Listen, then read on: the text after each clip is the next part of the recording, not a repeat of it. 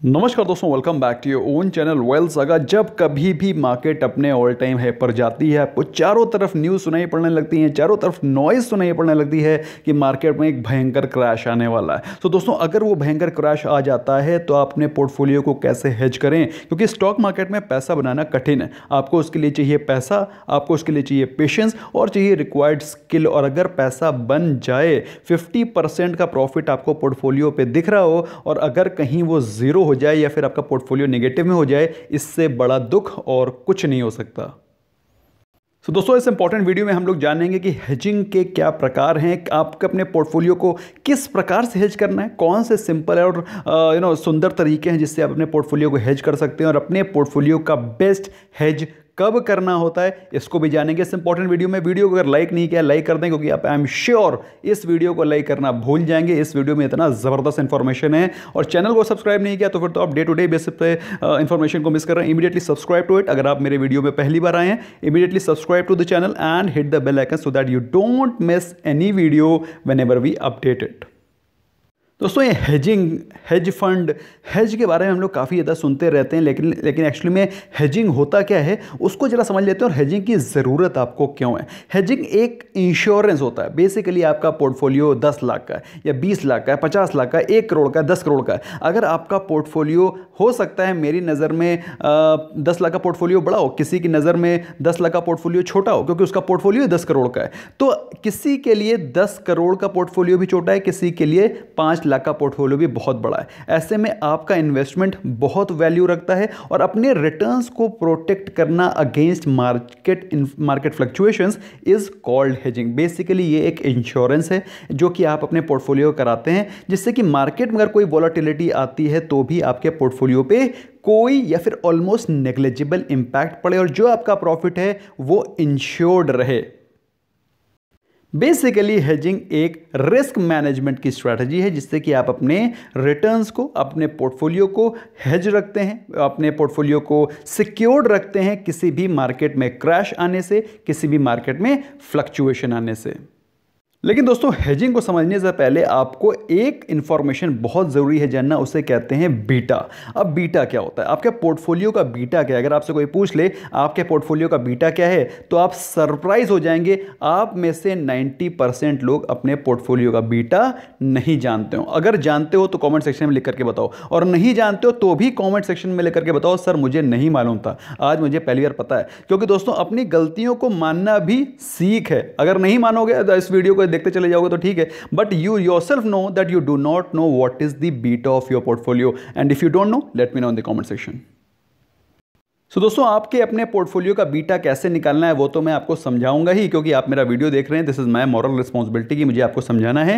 लेकिन एक क्विक जल्दी से मैं आपको बता देता हूं बीटा होता क्या है। बीटा आपको दो इंस्ट्रूमेंट के बीच में कोरिलेशन बताता है। अब दो इंस्ट्रूमेंट क्या, जैसे कि मैं आपके पोर्टफोलियो के बारे में बात कर रहा हूं, तो आपके पोर्टफोलियो का मार्केट से क्या रिलेशन है उसको बताता है बीटा। फॉर एग्जाम्पल, बीटा को मेजर किया जाता है विद रिस्पेक्ट टू 1। अगर आपका पोर्टफोलियो का बीटा लेस देन 1 है, फॉर एग्जाम्पल इट इज 0.8, तो इसको कहा जाएगा कि ये मार्केट से, इसका बीटा इज लेस देन 1, मतलब ये मार्केट से कम वॉलेटाइल है। मतलब मार्केट अगर गिरेगी तो आपका पोर्टफोलियो कम गिरेगा, अगर मार्केट भागेगी तो आपका पोर्टफोलियो भी मार्केट से कम भागेगा। तो बेसिकली मार्केट में भागना ज़्यादा ज़रूरी नहीं है, मार्केट में कम गिरना ज़्यादा ज़रूरी है। इसलिए जो भी बीटा, जो भी पोर्टफोलियो जिनका बीटा लेस देन 1 होता है उन्हें सेफ पोर्टफोलियो बोलते हैं। अब आपका पोर्टफोलियो का क्या बीटा है वो मैं अभी आपको बताता हूँ कैसे आप उसको निकाल सकते हैं। और अगर आपका पोर्टफोलियो का बीटा मोर देन 1 है, अगर सपोज इट इज़ 1.2 और 1.5 और मे बी 2, तो आप समझ सकते हैं आपका पोर्टफोलियो बहुत ही ज़्यादा रिस्की है। मार्केट में थोड़ा सा फ्लक्चुएशन आया, मार्केट में थोड़ा सा भी वॉलेटिलिटी आई, आपका पोर्टफोलियो एकदम क्रैश करता चला जाएगा। तो दोस्तों, मैं सबसे पहले आपको बताऊंगा मेरे पोर्टफोलियो का क्या बीटा है। तो दोस्तों, उसको करने के लिए आपको अपने ज़ेरोधा पे जाना है। ज़ेरोधा का जब आप काइट ऐप ओपन कर लेंगे तो इस कॉर्नर पे आपको जो आपका क्लाइंट आईडी दिखेगा उसको आप क्लिक करेंगे और आपको फिर उसके बाद ये यूज़र इंटरफेस खुल जाएगा। कंसोल में पोर्टफोलियो को क्लिक करना है।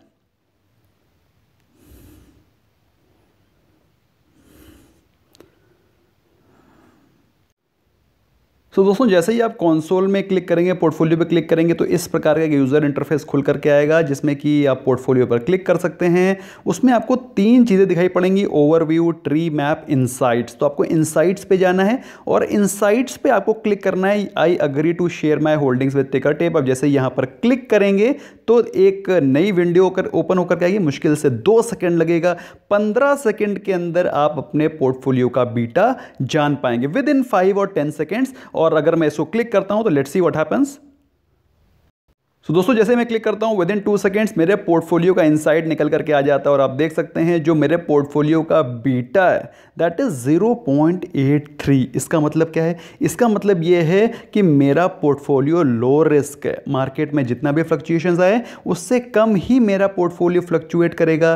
प्राइस टू अर्निंग रेशियो मेरे पोर्टफोलियो का 31.16 है और कोई भी रेड फ्लैग नहीं है मेरे पोर्टफोलियो में। किसी भी उस कंपनी में मैंने इन्वेस्ट नहीं किया है जिस कंपनी में कोई प्रॉब्लम हो। तो दोस्तों ये बता रहा है कि मेरे पोर्टफोलियो का जो रिस्क है बिल्कुल रिस्क फ्री है। अब आपके पोर्टफोलियो का क्या बीटा है? Late me know in the comment section, it will be great. अब वीडियो को पॉज करो क्योंकि वीडियो को पॉज करके अपना जरा बीटा चेक करके फिर इस वीडियो को देखना शुरू करना, क्योंकि इसको देखने के बाद आपको इस वीडियो में कुछ और भी पता चलने वाला है। सो इमीडिएटली अपना बीटा चेक करो, फिर उसके बाद वीडियो को स्टार्ट करो। अब दोस्तों ये तो दुविधा हो गई उन लोगों के लिए जो लोग ज़ेरोधा में जिनके पास अकाउंट नहीं है। तो वो 2 काम कर सकते हैं, या तो वो ज़ेरोधा में अकाउंट खोल करके अपने पोर्टफोलियो को बहुत ही इजीली मैनेज कर सकते हैं। उसका लिंक मैंने डिस्क्रिप्शन पे दिया है। ज़ेरोधा में मैं पर्सनली यूज़ करता हूं जैसे कि मैंने आपको दिखाया, और मैं रिकमेंड भी करता हूं। और अगर आप हमारे लिंक से ज़ेरोधा में अकाउंट खोलते हैं then you get lot of benefits as well. हमारी तरफ से आपको एक्सक्लूसिव टेलीग्राम में एंट्री मिलेगा और आप बहुत कुछ सीख सकते हैं उससे, बहुत कुछ अच्छे ट्रेड ले सकते हैं। So in case if you want to open, link is there right in the description. और अगर आप नहीं खोलना चाहते हैं तो इसके डरने वाली कोई बात नहीं है, टेंशन लेने वाली बात नहीं है। सिर्फ थोड़ा सा मेहनत करना पड़ेगा। जो आपको 15 सेकंड में पता चल रहा है वो हो सकता है आपको 5 मिनट या 10 मिनट देने पड़े।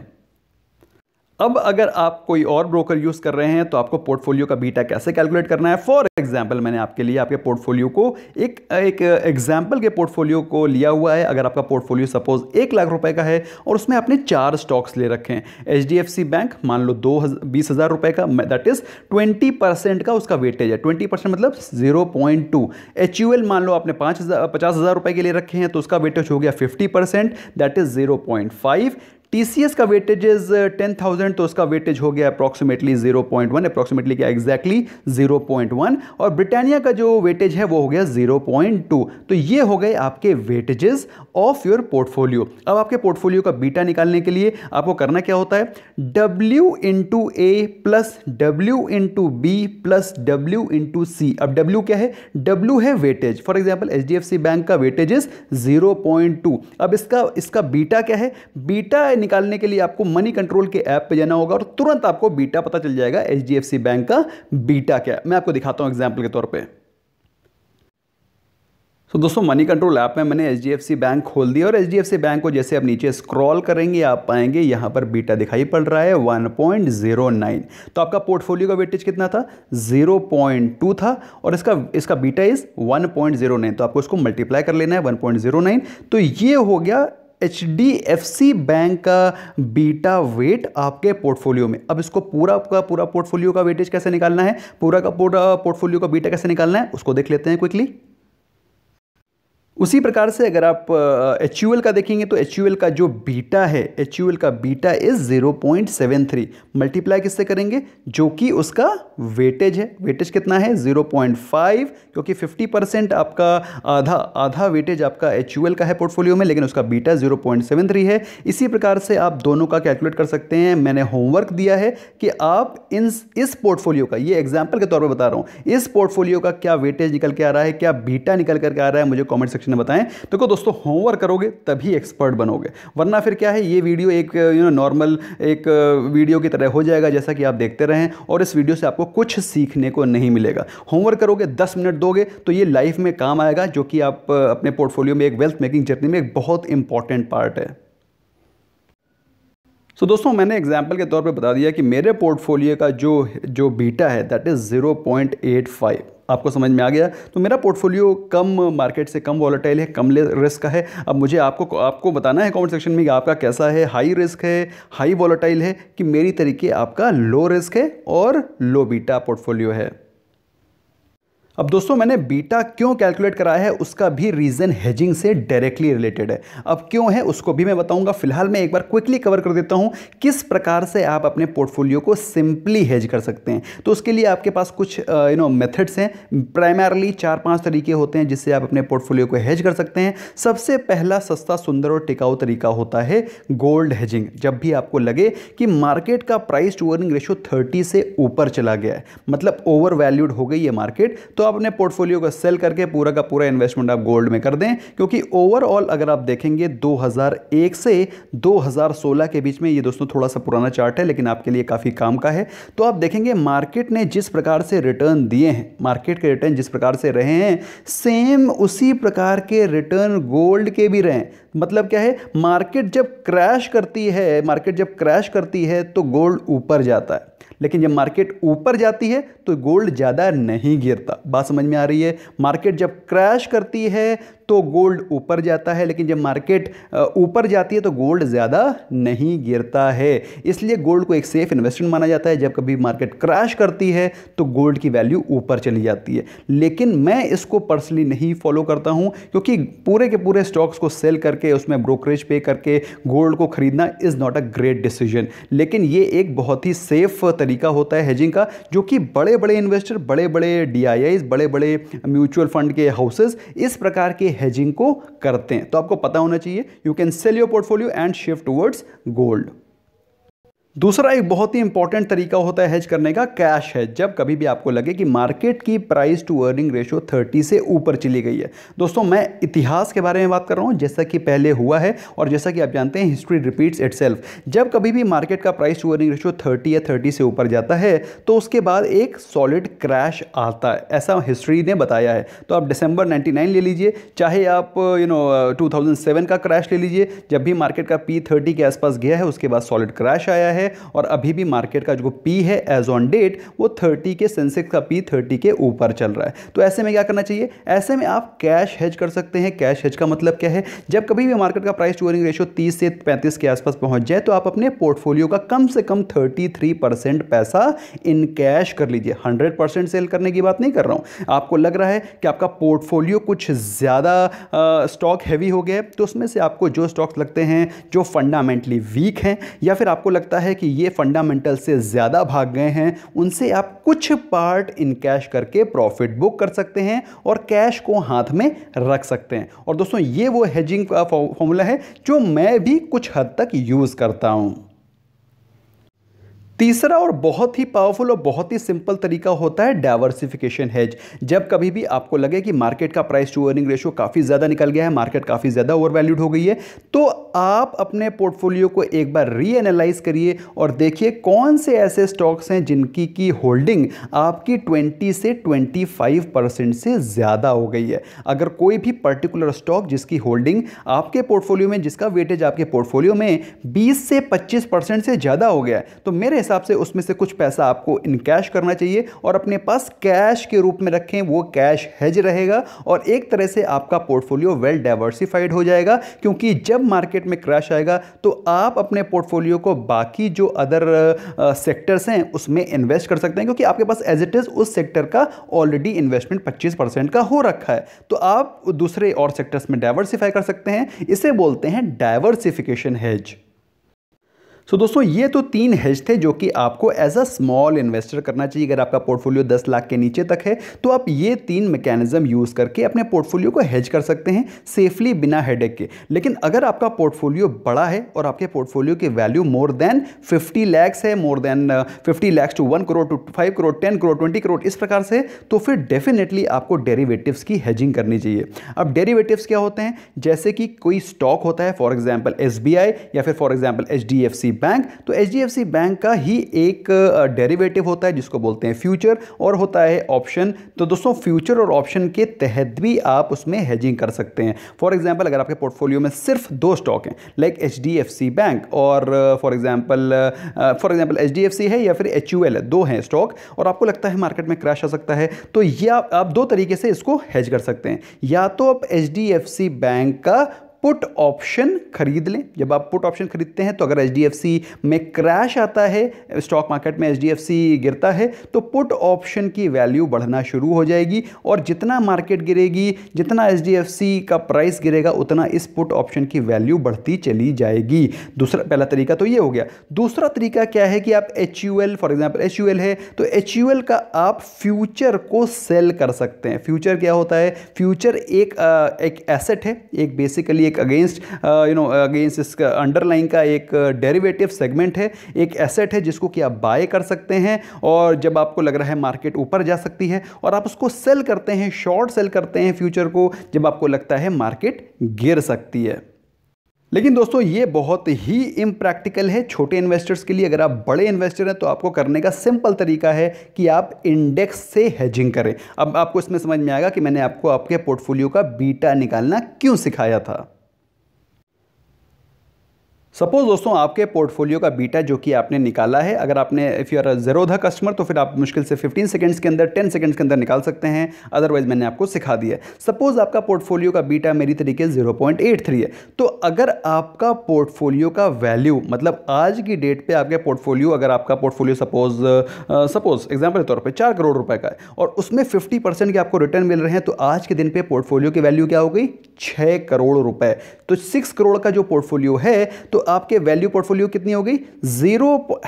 अगर पोर्टफोलियो की वैल्यू 6 करोड़ है और आपका बीटा है 0.83, तो पोर्टफोलियो का हेज वैल्यू क्या है? अगर आपके पोर्टफोलियो को हेज करना पड़ेगा तो मुझे कितने वैल्यू की हेज करनी पड़ेगी? तो वो निकलता है beta into value of portfolio. अगर आपका पोर्टफोलियो 10 लाख रुपए का है, फॉर एग्जाम्पल 10 लाख रुपए उसकी, अगर आपका पोर्टफोलियो सपोज एग्जाम्पल के तौर पर 7-7.5 लाख रुपए का था, आपको उस पर 50% के रिटर्न मिल रहे हैं और आपका पोर्टफोलियो आज की तारीख पे इंक्लूडिंग रिटर्न्स 10 लाख रुपए का हो गया, तो हेज वैल्यू आपके पोर्टफोलियो की हो गई 0.83 इंटू 10 लाख, तो हो गया 8.3 लाख। मतलब आपको अपने पोर्टफोलियो के 10 लाख की हेजिंग नहीं करनी है, आपको अपने पोर्टफोलियो की जिसकी वैल्यू इस समय 10 लाख की है, उसकी हेजिंग करनी पड़ेगी 8.3 लाख। अगर आपका पोर्टफोलियो का बीटा हाई है, फॉर एग्जांपल 1.5 है, तो अपने पोर्टफोलियो की जो वैल्यू है उससे ज़्यादा हेजिंग करनी पड़ेगी, क्योंकि आपका पोर्टफोलियो का बीटा कितना हो गया? 1.5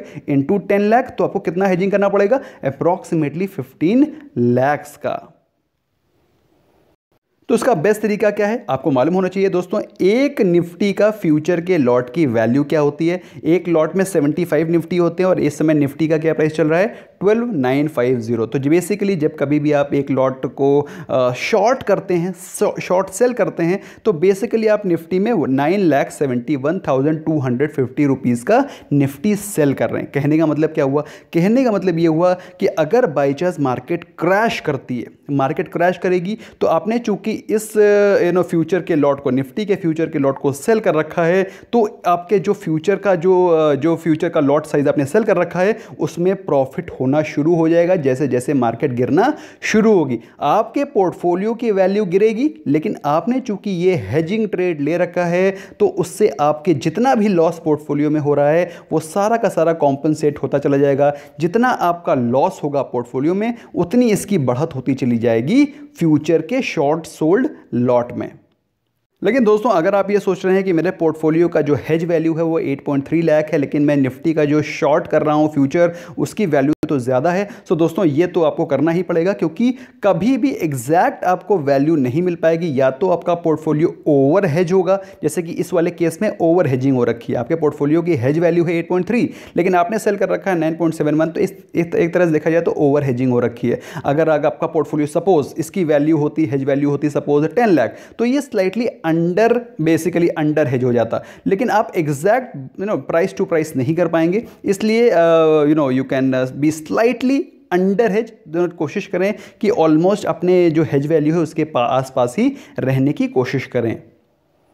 सो दोस्तों ये तो इंपॉर्टेंट तरीके थे। एक बेस्ट तरीका होता है बेस्ट हेज, जो कि मुझे लगता है दोस्तों is one of the best hedges. Although ये फॉरेन कंट्रीज़ में जो यूएस मार्केट और बड़ी मार्केट हैं, मैच्योर्ड मार्केट्स में ये तरीका काफ़ी ज़्यादा अपनाया जाता है, लेकिन इंडिया में इतना ज़्यादा प्रचलित नहीं है। इससे कहते हैं विक्स फ्यूचर हेज। तो जब कभी भी मार्केट में क्रैश आता है, जैसे कि भी रिसेंटली क्रैश आया था, तो जो बेसिकली विक्स होता है, विक्स की वैल्यू उस समय जनरली मार्केट में रहती है 20 के आसपास, 20-22, लेकिन जब मार्केट में क्रैश आया था, कोविड क्रैश, तो ये विक्स 20 रुपए से चढ़ करके ऑलमोस्ट 80 रुपीज़ पहुंच गया था। मतलब with in a short span of time of just 2 months इसने दिए थे 4 गुना, 400% रिटर्न्स, 4 गुना हो गया था। तो मार्केट क्रैश कर रही थी, लेकिन जिसने विक्स के फ्यूचर्स बाय कर रखे थे, उनका पोर्टफोलियो 4 गुना हो गया था। मार्केट गिरी सिर्फ 50%, लेकिन आपको रिटर्न मिला 400%। सो ये भी एक बहुत ही सॉलिड तरीका होता है, लेकिन इंडिया में ज़्यादा प्रचलित नहीं है। तो मैंने आपको बता दिया, अगर आपका छोटा पोर्टफोलियो है तो आप अपने कैश हेज करें, अपना गोल्ड हेज करें, अपना डाइवर्सिफिकेशन हेज करें। और अगर आपका पोर्टफोलियो थोड़ा सा ज़्यादा बड़ा है, 50 लाख के आसपास है, तो आप चाहें तो, अगर आपको लग रहा है अगर निफ्टी की पी 30 से 35 हो गई है, तो थोड़ा सा आप चाहें तो कुछ पुट ऑप्शंस खरीद सकते हैं। लेकिन दोस्तों अगर आपको मालूम ही नहीं है मार्केट में रिटर्न्स कैसे जनरेट करने हैं, तो आपको मेरा एक मस्ट वीडियो है, जिसको कि मैंने डिस्क्रिप्शन में लिंक भी दे रखा है, कि कैसे आप सिर्फ 3 सिंपल ट्रिक से किस प्रकार से आप 3 सिंपल मेथड से अपने पोर्टफोलियो में 4 चांद लगा सकते हैं। उस वीडियो को मिस मत करिएगा। That is how to create your portfolio in stock market, how to invest in stock market. बहुत इंपॉर्टेंट वीडियो है, डू नॉट मिस दैट। दोस्तों इस वीडियो को शेयर करें अपने फ्रेंड्स के साथ, अपने जो भी आपको लगता है जो लोग मार्केट में इन्वेस्ट करते हैं, या फिर आपके नियर एंड डियर वंस, उनके साथ शेयर कर सकते हैं। दोस्तों sharing is blessing and you can bless them. And if अगर आपको वीडियो पसंद आया है तो you can let me know in the comment section कैसा आपको लगा मेरा वीडियो, और स्मैश कर रहे हैं like button. Thank you so much for giving a precious time. Bye bye for now.